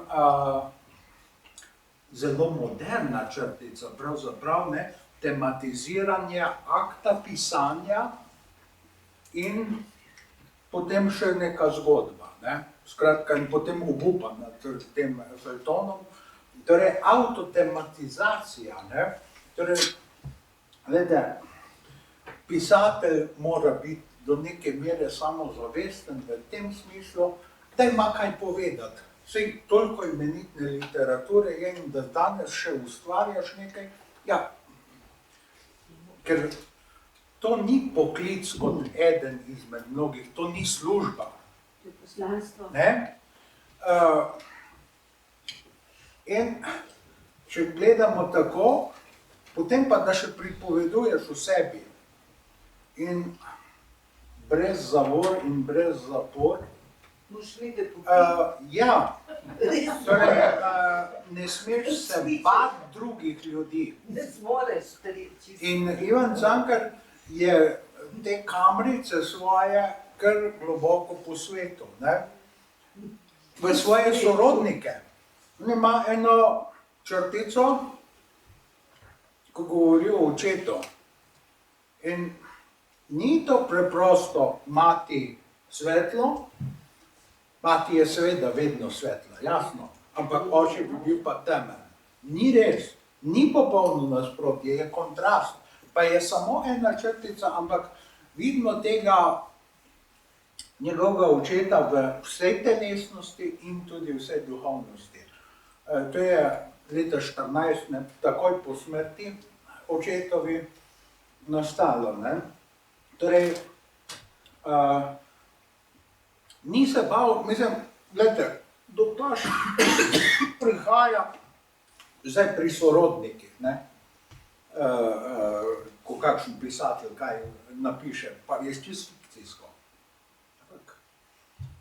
Ivan Cankar sploh ni imel takšnih zadržkov, sploh ni mu bila potrebna neka mimikrija, da je pa to tam nek XY, moj oče, moja mama, Francl, brat, tudi ima eno črtico, ki je pravzaprav res tisto noter v podtonu čutite, kar je Franc Cankar napisal, ne, da so, kadar je Francl prišel, takrat, ko je bil v Šidu, Ivan Cankar se nista srečala. Ker je bilo nekaj neizrečenega med njimi, ker je bil Francl pač toliko prikrajšan doma. In mu Ivan Cankar ni mogel pogledati čist v oči, ker se je čutil nekako krivega, ker je to vendarle brat. Ne, ampak tiste črtice, ko govori, ne, torej Francl je bil vojak in na fronto je šel speč. A veš, da so bili ljudje vznemirjeni, ne, torej ti vojni transporti, kaj bo pa kak, ne, ni bil popolnoma drugačen. In tista neizrečenost odnosa je tudi v tej črtici, ne. Torej, jaz vam rečem, da Cankar ni nikoli prebran, ampak res je to literatura za zrele ljudi, pa take, ki se lahko postavijo na rob, pa pogledajo dol, ne, pa je vrtoglavica, ampak se je bila tudi pri njemu, da je vsem pogledal navzdol, ker je bilo treba, ne. Ampak smem spomniti, včeraj ste povedali, da je Francl bil krojač. Ja. In to zelo dober krojač v Parizu. Ne, v Parizu je bil pa drugi brat. Jože. Ja, on je bil pa v Parizu, torej je pa zanimivo, ne, da je korespondenca med njima kar precej francoska. Super. In, ja, skratka, to je to. A se dobi tista knjiga Žlahta, ki je še? V antikvariatu. Antikvariat. Ja, se dobi kdaj pa kdaj, je pa precej redka. Se pa res splačajo prebrati, torej Žlahta, potem od Janka Žlahna spomini na Cankarja, Josip Vidmar ima tudi tehtno stvar v obrazih o Cankarju, pa Albert Širok, ne, torej to so res zelo pristna pričevanja. Lois Krajger pa se pravi, 30 strani med 2x800, ne. Ampak je zanimivo pač tisto, ker neke stvari nam je pa lahko, kako so hodili v bordel slovenski študenti, ne, torej v hišo veselja, in so mislili, Bog ve, kaj Cankar tam počenja, pa je vse samo opazoval. Ne? In potem je Lois Krajger rekel, da je pač raziskoval življenje. Ja. No, nekaj takega. Ne? Pač, se morate razumeti tudi te ljudi, ki so bili takrat v zadregi, ker vzgojeni so bili to popolnoma drugače. Res se mi pa čudno zdi, ne, Lois Krajger na eni strani prekrši tisto, ker Krleža ga je potem, ko je prvič pisal o tej Inorezi, torej to je bil kot grom z Krleževe strani, ne. Se Krleža imel en čuden odnos do Cankarja, po eni strani uradno ga je visoko postavljal, pa so pa take zaničljive izjave, kot jih ima Krleža do Slovencev, koliko, ne. Torej, Vidmarjeva hčerka vam bo pa rekla, da je bil Krleža tak en navaden skriboman. Kar vsi na neki način, ne, torej Vidmar tudi sam to prepoveduje, ne, da Krleža je velikrat kaj povedal, pa je pa rekel, in tega vsega ne bo nihče popisal. In da ga je pa on vprašal enkrat pa le, a mislite, da bi moral vse popisati? Pa da ga je tako čudno pogledal, kako lahko more sploh nekdo dvomiti, da je treba vse popisati. In Ivan Cankar je seveda tudi popisal vse, kar je bilo treba. Zdaj pa... Bravo, da ste ga malo brali. O žgalju pa ni pisal.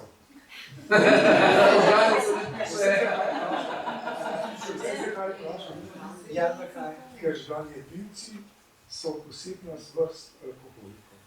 Ja. Doktor Drugla. Glejte, Ker eno je samo cvik, če so prav razumel samo cviček pit, Drugo pa je rekel, Ivan Cankar je bil tako šibke konstitucije, da če bi kaj veliko prakticiral torej žganjarno in tak naprej, ga ne bi šlo in naslednji dan ne bi bil sposoben pisati. Ne, mislim, ker pač tako je. Predstavljam si, ampak glejte, jaz nikoli nisem imel alkohola v ustih, pa ne vem, ne. Ne, nikoli. Cviček je zdravilo. Zdrav mu je vse za zdravje, bolnemu je pa vse za bolezni. A je že evropske V redu. Gospoda malo.